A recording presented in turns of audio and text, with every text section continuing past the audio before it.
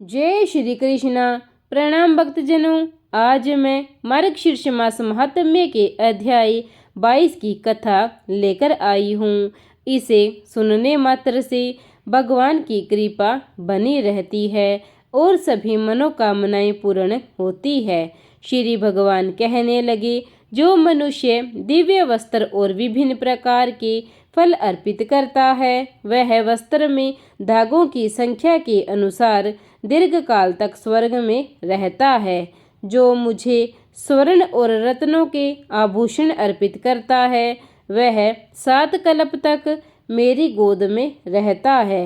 वह मेरा प्रिय है। रात्रि में जागरण करते समय यदि कोई भक्त मुझे गाय के दूध से बना घी का दीपक अर्पित करता या जलाता है, तो उसे प्रति क्षण 10,000 गायों के दान का फल प्राप्त होता है। हे चतुर्मुख, यदि कोई भक्त मेरे जागरण के समय कपूर सहित दीपक जलाकर निराजन संस्कार करता है, तो उसे गोमय गाय दान करने का फल प्राप्त होता है। जो मनुष्य दीप दान करता है, नृत्य गीत का आयोजन करता है और मेरी पूजा करता है, उसे 100 व्रतों, 100 यज्ञों और सैकड़ों दानों के समान फल प्राप्त होता है। जो पुरुष स्वयं गीत रचता है तथा बिना लज्जा के गाता और नाचता है, वह क्षण मात्र में ही 1 करोड़ यज्ञों का फल प्राप्त कर लेता है। जो मेरी जागरण के दौरान गीत और नृत्य का निषेध करता है, उसे रोख आदि नरकों में 60,000 युगों तक पकाया जाता है। जो लोग जागरण में नाचने वाले पुरुष के पास जाते हैं, उन्हें धर्मराज उड़ा देते हैं। वे मुक्त हो जाते हैं और मेरे लोक को प्राप्त होते हैं।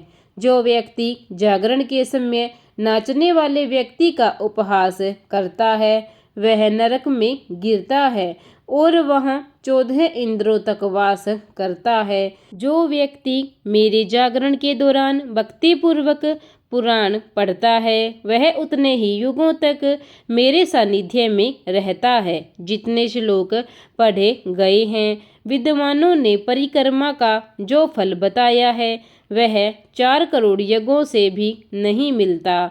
हे पुत्र, जो व्यक्ति मेरे जागरण के समय मेरे सामने दीप जलाता है, उसे 10 करोड़ हवाई रथ प्राप्त होते हैं और वह कल्प के अंत तक स्वर्ग में रहता है।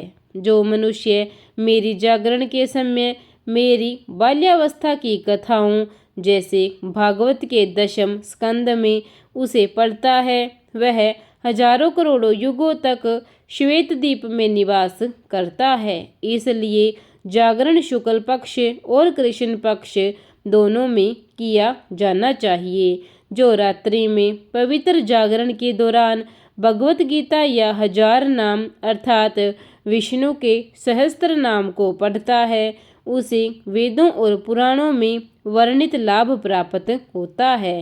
हे मेरे पुत्र, जो मनुष्य मेरे जागरण के समय 1 गाय का दान करता है, उसे समस्त पृथ्वी 7 महाद्वीपों सहित फल प्राप्त होता है। इसमें कोई संदेह नहीं है।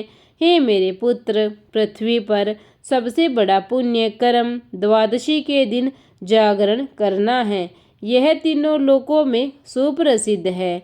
जो लोग मानसिक, मौखिक और शारीरिक रूप से जागरण करते हैं, वे मेरे संसार से कभी वापस नहीं आते। जो व्यक्ति लोगों को जागरण करने के लिए प्रेरित करता है और स्वयं रात्रि में जागरण करता है, वह सम्राट बनता है। हे पुत्र, मैंने जो कहा है वह सत्य है। जो लोग रात्रि में जागरण करते थे, उन्हें अपनी क्षमता के अनुसार दान देकर सम्मानित करते थे। उन्हें दुर्लभ राज्य की प्राप्ति होती थी। ब्राह्मण, गायक, वाद्य बजाने वाले तथा नृत्य करने वाले नर्तकियों सहित मेरे सनातन लोक को जाते हैं। हे श्रेष्ठ मुनि, दृष्ट और दृष्ट योनियों से उत्पन्न हुए समस्त प्राणियों में से जो लोग कल्याण की इच्छा रखते थे उन्होंने जागरण करके पृथ्वी का प्रभुत्व प्राप्त किया। चांडाल आदि जो भी कामनाओं से मुक्त थे उन्होंने जागरण के द्वारा मोक्ष प्राप्त किया। जो लोग मेरा जागरण करते हैं उनमें जाति भेद नहीं रहता। कलयुग में ध्यान पवित्र करने वाला नहीं है। कलयुग में गंगा का जल भी पवित्र करने वाला नहीं है।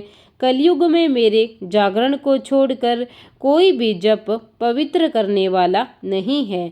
जब द्वादशी का दिन आता है तो जो लोग जागरण करते हैं वे कलयुग में निसंदेह धन्य हैं।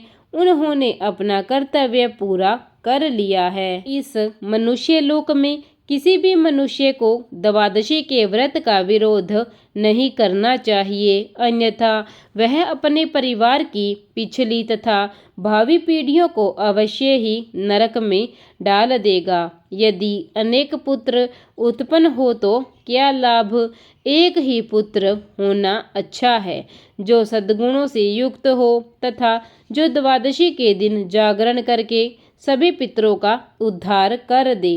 यदि कोई मनुष्य मेरे द्वारा वर्णित जागरण के महात्म्य को भक्ति पूर्वक पढ़ता है तो द्वादशी के दिन उत्पन्न उसका पुत्र उसके कुल की 100 पीढ़ियों का उद्धार कर देता है।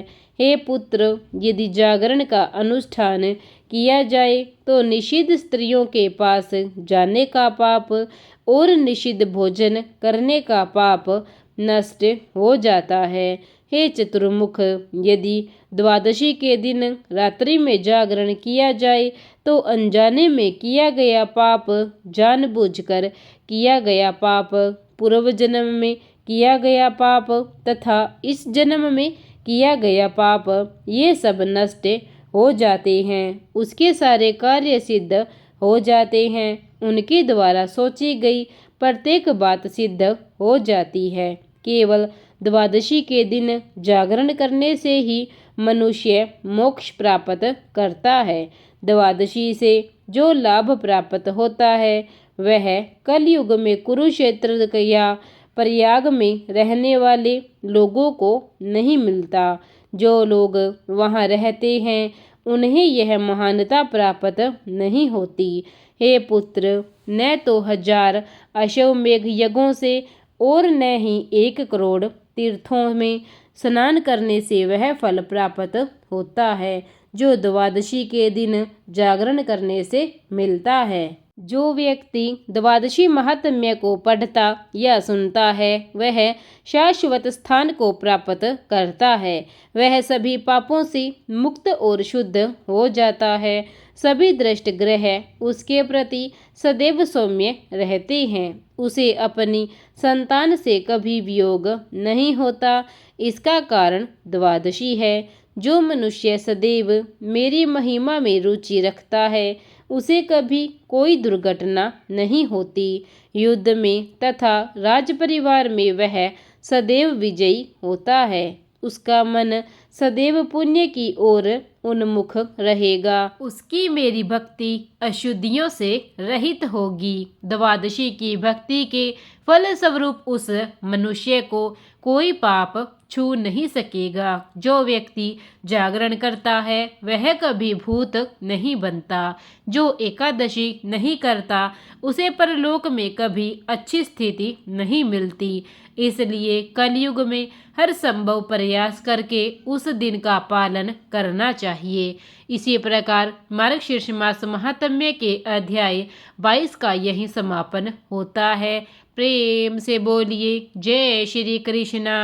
प्रिय भक्तजनों, अगर कथा अच्छी लगी हो तो कथा को लाइक और चैनल को सब्सक्राइब जरूर करें। धन्यवाद।